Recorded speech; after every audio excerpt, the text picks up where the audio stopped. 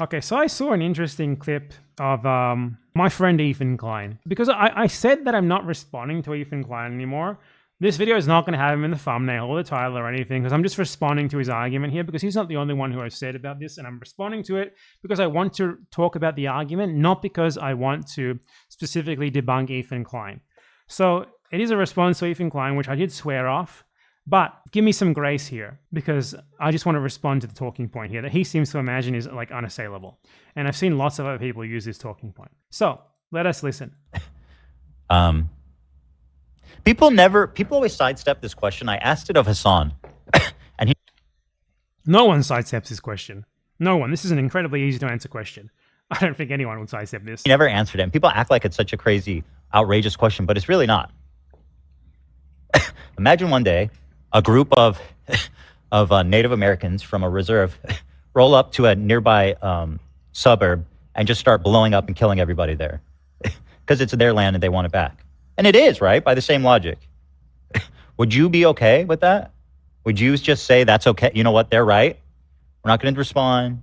You know, we need to move out of our house. They're right. Is that, because that's the same. Am I wrong? I mean, that's literally the same logic. The only difference is like 100 years. Okay, so, I mean, we've got the crux of his argument there, right? Don't need to watch the rest. Okay, so first thing here is that I find the framing of this very interesting. Like, just walking into like suburban homes or something, because he's clearly making an analogy here to October 7th. Now, I have a long video that goes over what the Gaza envelope settlements are specifically. This one right here, October 7th for the real history. Check that one out if you want the context, for broader context, more evidence of what I'm about to say here. But the Gaza envelope settlements are not simply like a random suburb.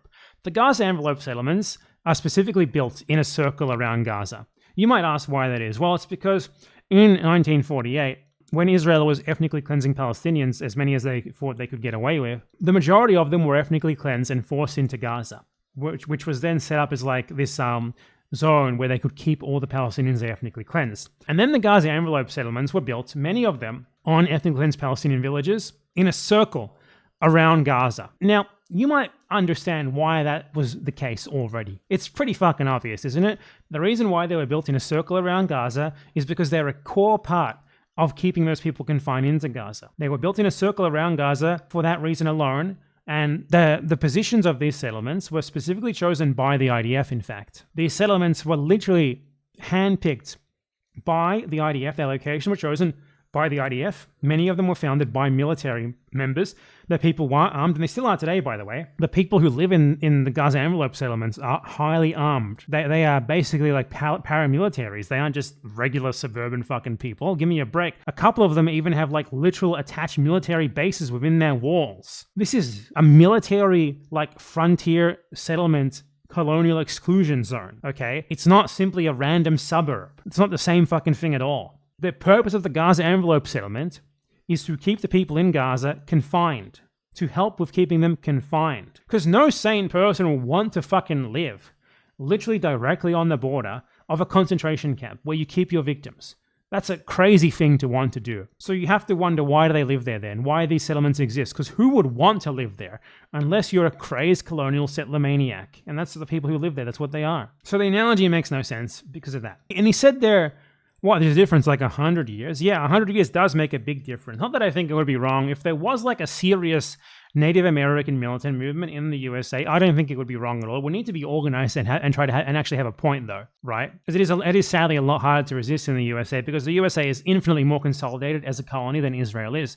So the correct analogy is a lot more than 100 years, actually. It's more like 170, 160, 180-ish years. That's when we get to the point where we have a real analogy here. The USA has completely imposed its political will on the Native Americans. They have for a long time now. This has not happened in Palestine yet. The analogy here is back when the Native Americans were still fighting back. And they fought back very well, by the way.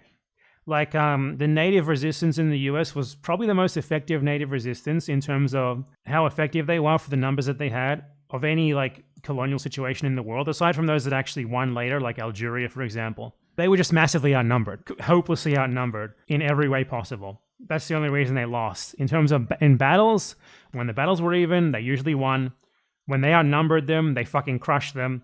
When they were outnumbered, they also often won as well. Like, the US beat them through overwhelming force, both economically by having more settlers and by just having more military numbers as well. But that's besides the point here, because my point here is 170, 180 years ago, that's the analogy. When, the Americans had like a defined frontier with native peoples, and we're trying to expand as Israel is into Gaza and Israel is into West Bank. That's where the analogy makes sense. That's where these colonial situations, these colonial projects were equally progressed. So 170, 180 years ago, would it have been justified for Native Americans to cross the frontier unilaterally declared by the colonial settlers and go and kill those settlers?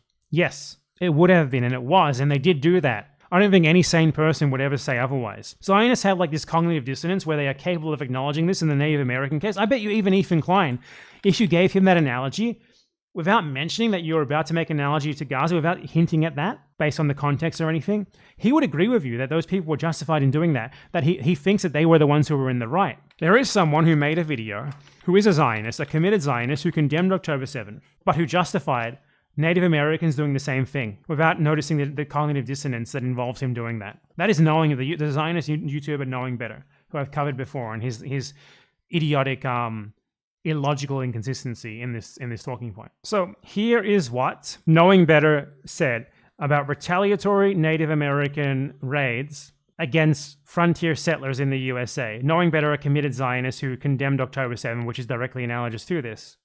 Pretty understandably, the Cheyenne, Arapaho, and several other Plains nations were no longer interested in calls for peace by the Americans and began raiding wagon trains, cutting telegraph wires, and scalping settlers. Yes, I just said I understand why they scalped settlers. How could you not? Why is it that when we do it, it's an honest misunderstanding caused by a few bad apples, but when they do it, they're uncivilized, bloodthirsty savages? We were the ones killing women and children and making hats out of their body parts. Wouldn't you retaliate? This is like just so analogous to Ethan Klein's dumb argument here. It's just a one-to-one analogous. They were stealing our organs. Wouldn't you retaliate? They were bombing our children. Wouldn't you retaliate? They were keeping us in a concentration camp. Wouldn't you retaliate? And the target of this retaliation, literally like a circle of settlements, an encirclement of settlements that exist to keep you confined. That's its sole purpose. The targeting of that could not be any better. Settlers are a key part of settler colonialism. They are weaponized human beings. They are human shields for the colonial project. You can't put settlers on the frontier with the indigenous population and then act surprised and outraged when something happens to them, because you put them there specifically to help in your marginalization, in your colonial occupation of these people's lands. They are part and parcel with what you're doing. Like Ethan Klein once said that he supports attacks on settlers in the West Bank. He said they're fair game. I agree. On the West Bank, like, these people are, when you talk about like colonial settlers and stuff, like, that's what's actually happening in the West Bank right now. And these people are, like, I mean, more or less valid military targets, in my opinion. So that's what Ethan Klein said regarding settlers in the West Bank. He clearly understands this. He clearly gets this. But the thing is, he doesn't actually believe that. If October 7th had happened in the West Bank, had exclusively targeted settlers in the West Bank, he wouldn't have supported it. He'd be just as outraged about it. He's strategically lying about that, just to make it look like he's not as anti-Palestinian as he actually is. But you can see though, right? They do get it. They do get the logic. They do get how these things are the same. They just pretend they're not. And they make really dumb arguments. It's like, you can't be against West Bank settlers and then think the settlers who are in militarized settlements specifically designed to keep people in Gaza confined, to help with that goal, to stake a claim to that land, to expand like the Jewish dominance over the land of Israel, over the land of Palestine. You can't like draw any sort of distinction between these two things because they're the same. The West Bank settlers are the same. The Gaza envelope settlers are the same. The settlers on the frontier who were scalped by Native Americans 150 years ago, they are all the same. You don't get to pick and choose here. Either you understand all of them or you understand none of them. There's a certain point where you just have to say, I'm simply pro-colonialism, rather than pick and choose. Because the fact that you pick and choose makes it obvious that you are pro-colonialism and you're just lying. Or at least you're pro-Israeli colonialism. So yeah, that's how you deal with that really dumb argument. Like, oh, would you support Native Americans if they started attacking people? There's a lot of arguments that rely on comparing two things that are not directly comparable and acting as if they are. And when people do that, what you should do is do what I just did, explain why it's not one-to-one comparable, and make a better comparison that actually makes more sense, where things are a lot more similar. Israel is still in a relatively early stage of colonialism compared to the US today, and things there are a lot different, you know? Palestinians have way more numbers. They've managed to, like, in a way, stalemate the loss of territory for a very long time, or at least slow it down a lot. They're in a much better position than Native Americans are today, even than Native Americans were 180 years ago, to fight back against this. And that's why,